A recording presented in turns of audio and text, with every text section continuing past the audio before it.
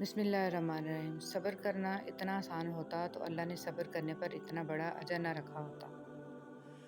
جو شخص واقعی اللہ کو اپنا خاص خیال بناتا ہے، اللہ اس کے تمام معاملات کو جمع کرتا ہے اور انہیں سیدھا کر دیتا ہے۔ موم بتی کو آخر میں معلوم ہوتا ہے کہ اسے ایک ایسے دھاگے نے ختم کر دیا جسے وہ سینے میں چھپائے ہوئے تھی۔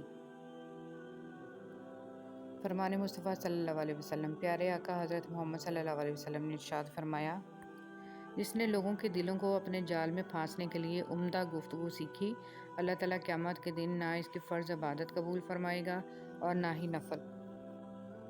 3 چیزیں انسان کو باکمال بنا دیتی ہیں: ٹھنڈا دماغ، میٹھی زبان، نرم دل۔ 3 چیزیں کبھی زیادہ مت کرنا، کامیاب رہو گے: انتظار، اظہار، اعتبار۔ 3 چیزیں انسان کو تباہ کر دیتی ہیں: حرص، حسد اور غرور۔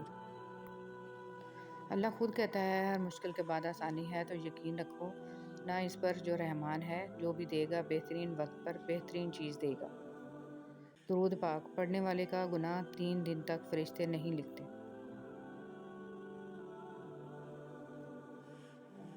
اللہ پر توکل۔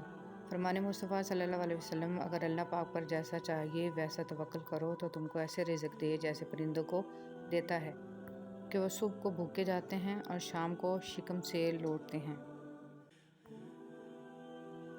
وَاعْتَصِمُوا بِحَبْلِ اللَّهِ جَمِيعًا۔ اللہ تعالیٰ کی رسی کو سب مل کر مضبوط تھام لو۔ اختلاف نہ کرو، غم میں اللہ کو یاد کرو، مشکلات میں، خوشحالی میں اور بدحالی میں، جب مصروف ہو تب بھی اور اللہ جب خالی وقت دے تب بھی۔ جب ہر وقت درود شریف پڑھو گے تو درود شریف بھی آئے گا اور رسول صلی اللہ علیہ وسلم کا تصور بھی آئے گا۔ درود پاک پڑھنے والا شخص ایسے ہی راستے پر چلے گا اور وہ ہے جنت کا راستہ۔ صلی اللہ علیہ وآلہ وسلم۔ نبی اکرم صلی اللہ علیہ وسلم پر درود شریف پڑھنے کی برکت درود شریف پڑھنے والے کی اولاد میں بھی باقی رہتی ہے۔ درود پاک لکھنے کی فضیلت۔ فرمان مصطفیٰ صلی اللہ علیہ وسلم، جو شخص کتاب میں مجھ پر درود پاک لکھے تو جب تک اس کتاب میں میرا نام رہے گا، فرشتے اس شخص کے لیے مسلسل بخشش مانگتے رہیں گے۔ حضرت علی رضی اللہ تعالیٰ عنہ نے فرمایا، اپنے جسم کو ضرورت سے زیادہ مت سنوارو، اسے مٹی میں مل جانا ہے۔ سنوارنا ہے تو اپنی روح کو سنوارو، کیونکہ اسے اپنے رب کے پاس جانا ہے۔ درود کیا ہے؟ درود شریف وہ ذکر ہے جو فرش زمین پر کیا جاتا ہے اور عرش بری پر سنا جاتا ہے۔ یہ ذکر اللہ تعالیٰ کی سنت ہے اور فرشتوں کی عبادت ہے۔ درود شریف سب سے افضل والا ذکر ہے جو اللہ تک پہنچا دیتا ہے۔ رسول صلی اللہ علیہ وسلم نے ارشاد فرمایا، اے لوگو استغفار کرو، میں دن میں 100 مرتبہ استغفار کرتا ہوں۔ سجا لو اپنے دامن میں درود پاک کے جگنوں، اندھیری قبر میں ہم کو اجالے کی ضرورت ہے۔ اپنے حوصلوں کی پرواز اونچی رکھو، ایک دن مکان بھی بن جائے گا، مقام بھی بن جائے گا۔ درود شریف پڑھنے کی فضیلت۔ حضرت ابو طلحہ رضی اللہ تعالیٰ عنہ کہتے ہیں کہ ایک مرتبہ رسول صلی اللہ علیہ وسلم تشریف لائے تو آپ صلی اللہ علیہ وسلم کے چہرے پر خوشی کے آثار نمایاں تھے۔ چنانچہ آپ صلی اللہ علیہ وسلم نے فرمایا، ابھی میرے پاس جبرائیل علیہ السلام آئے اور کہا، کیا آپ صلی اللہ علیہ وسلم اس بات پر خوش نہیں ہیں کہ آپ صلی اللہ علیہ وسلم کی امت میں سے جو شخص آپ صلی اللہ علیہ وسلم پر ایک مرتبہ درود بھیجے گا، اللہ تعالیٰ اس پر 10 رحمتیں نازل کریں گے، اور جو شخص ایک مرتبہ آپ صلی اللہ علیہ وسلم پر سلام بھیجے گا، اللہ تعالیٰ 10 مرتبہ اس پر سلام بھیجیں گے۔ انبیاء علیہ السلام کی 4 سنتیں۔ نبی پاک صلی اللہ علیہ وسلم نے فرمایا، 4 چیزیں انبیاء علیہ السلام کی سنتوں میں سے ہیں: عطر لگانا، نکاح کرنا، مسواک کرنا، حیا کرنا۔ وہ دھاگا جسے بار بار کاٹا اور جوڑا جائے، وہ دھاگا نہیں رہتا بلکہ گانٹھوں کا ٹکڑا رہ جاتا ہے۔ اسی طرح رشتوں میں احتیاط کریں، ورنہ بار بار کاٹے اور جوڑے جانے سے رشتے بھی صرف نام کے رہ جائیں گے۔ لوگوں کا بس نہیں چلتا، ورنہ راہ چلتے لوگوں کو روک کر کہیں کہ ہم تم سے بہتر ہیں۔ مخلص ہونا دنیا کا سب سے زیادہ پرکشش جذبہ ہے۔ آپ کسی کو کچھ نہیں دے سکتے مگر اچھے الفاظ تو دے سکتے ہیں نا۔ الفاظ لہجہ نہیں رکھتے مگر تاثیر تو رکھتے ہیں۔ شاید آپ کے الفاظ کسی کے لیے راحت، کسی کے لیے شفا اور کسی کے لیے امید، کسی کا مرہم اور کسی کے لیے راہ نجات بن جائیں۔ ایسے لوگوں کو اللہ ذریعہ بنا دیتا ہے اپنے تک پہنچنے کا۔ یقین جانیں، وہ لوگ خوش نصیب ہوتے ہیں جن کے الفاظ لوگوں کے دلوں میں رقم ہو جاتے ہیں۔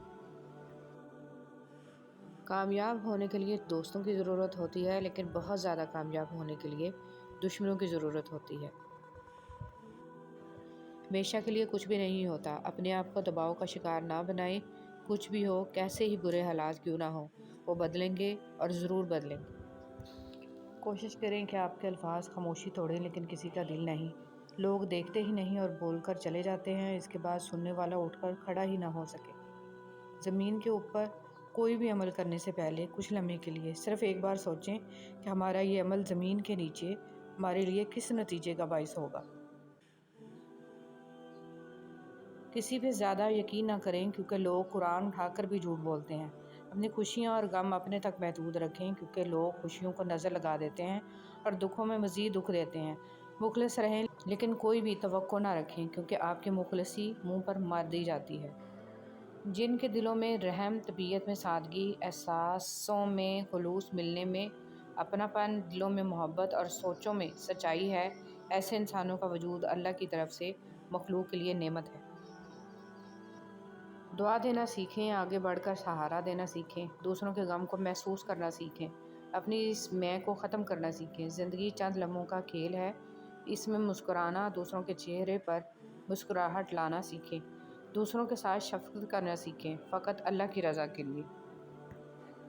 جس دن آپ کو یہ پتہ چل جائے کہ بعض کاموں کا آپ کی مرضی سے نہ ہونا آپ کے لیے کتنا بہتر ہے، اس دن آپ کی بے سکونی ختم ہو جائے گی انشاءاللہ۔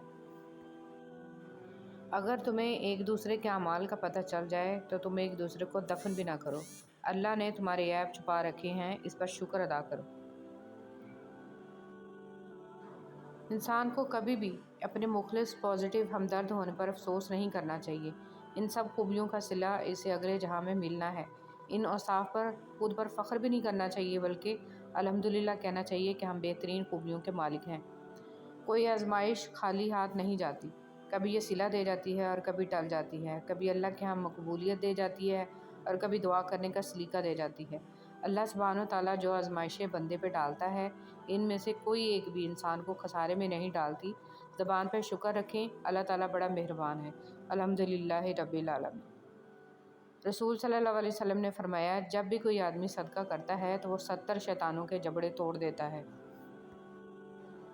جس شخص سے حسد کیا جاتا ہو، اس کے لیے سلامتی کی راہ یہ ہے کہ وہ حاسدوں سے اپنی نعمت کو چھپائے، جیسے یعقوب علیہ السلام نے اپنے لختے جگر یوسف علیہ السلام کو خواب مخفی رکھنے کی نصیحت کی تھی۔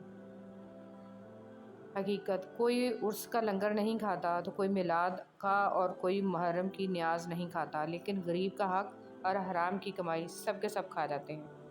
کچھ لوگ اپنی اکڑ کی وجہ سے قیمتی شے کھو دیتے ہیں اور کچھ لوگ رشتے بچاتے بچاتے اپنی قدر ہی کھو دیتے ہیں۔ حضرت امام جعفر رضی اللہ تعالیٰ عنہ نے فرمایا، بندے کا ایمان جتنا زیادہ ہوگا اس کے رزق میں تنگی بھی اتنی ہی زیادہ ہوگی۔ انسان بھی عجیب ہے، دعا کے وقت سمجھتا ہے کہ اللہ بہت قریب ہے اور گناہ کے وقت سمجھتا ہے کہ اللہ بہت دور ہے۔ آسانی کا انتظار کرنا بھی عبادت ہے کیونکہ آزمائش ہمیشہ نہیں رہتی۔ بہترین صبر وہ ہے جس میں لوگوں سے شکایات نہیں کی جاتی۔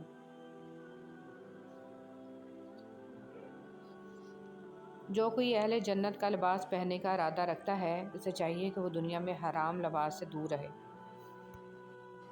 زندگی میں آپ کا حقیقی مقام وہی ہے جس کا اظہار لوگ آپ کی غیر موجودگی میں کرتے ہیں۔ زندگی کی مثال ہم لوڈو کے دانے سے بھی سمجھ سکتے ہیں۔ امید ہمیشہ 6 کی ہوتی ہے، لیکن ایک بھی آئے تو چلنا ہی پڑتا ہے۔ تمام انگلیاں لمبائی میں برابر نہیں ہوتی، لیکن انہیں جب موڑا یا جھکایا جاتا ہے تو سب لمبائی میں برابر ہو جاتی ہیں۔ بعض اوقات زندگی تب آسان ہو جاتی ہے جب ہم جھکتے ہیں اور نرم رویہ اختیار کرتے ہیں۔ ہاتھ چھوڑ دینے والے کی اپنی اذیت ہے اور ہاتھ چھڑا لینے کی اپنی کہانی ہے، لیکن اس عمل میں محبت یتیم ہو جاتی ہے۔ حضور صلی اللہ علیہ وسلم نے فرمایا، اللہ تعالیٰ رات کے وقت اپنا ہاتھ کشادہ کرتا ہے تاکہ دن کا گناہگار توبہ کر لے، اور دن کو اپنا ہاتھ